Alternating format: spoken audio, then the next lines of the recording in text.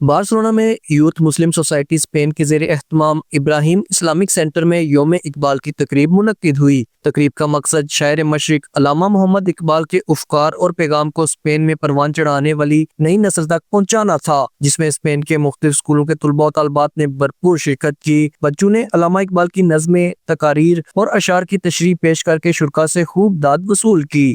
لب آتی ہے دعا بن کر تمنا میری، زندگی شمع محبت کرنا میرے اللہ، برائی سے بچانا مجھ کو، نیک جو راہ ہے اس کو اپنی منزل آسمانوں میں، نہیں ہے تیرا نشمن کسے سلطانی کے گنبد پر، ایک ہوں مسلم حرم کی پاس پانی کے لیے، نیل کے ساحل سے لے کر تاب حاکم کا۔ تقریب کے مہمان خصوصی ویلفیئر اتاشی چودھری سالک گوندل اور پاک فیڈریشن اسپین کے صدر فیض اللہ تھے، جبکہ صدارت چودھری طاہر فاروق وڑائچ نے کی۔ اسٹیٹ سیکرٹری کے فرائض ناصر شہزاد اور محمد عثمان نے انجام دیے۔ پروگرام کا آغاز تلاوت قرآن مجید اور نعت رسول مقبول صلی اللہ علیہ وآلہ وسلم سے ہوا۔ اپنے خطاب میں ویلفیئر اتاشی چودھری سالک گوندل نے کہا کہ علامہ اقبال کا پیغام نوجوانوں کے لیے خودی، عمل اور امید کا سبق ہے۔ انہوں نے کہا کہ برصغیر کے مسلمانوں کو راستہ دکھانے میں اقبال کا کردار بنیادی حیثیت رکھتا ہے اور آج کے نوجوانوں کو بھی اقبال کے اسی پیغام کو اپنانے کی ضرورت ہے۔ چودھری طاہر فاروق وڑائچ نے اپنے خطاب میں کہا کہ اگر ہم نئی نسل کو قرآن پاک ترجمے کے ساتھ سمجھنا اور سیرت رسول صلی اللہ علیہ وآلہ وسلم کو جاننا سکھا دیں تو یہی ان کی زندگی کے لیے بہترین رہنمائی ہوگی۔ انہوں نے زور دیا کہ اسلام کا اصل چہرہ اخلاق، عدل اور خدمت انسانیت ہے۔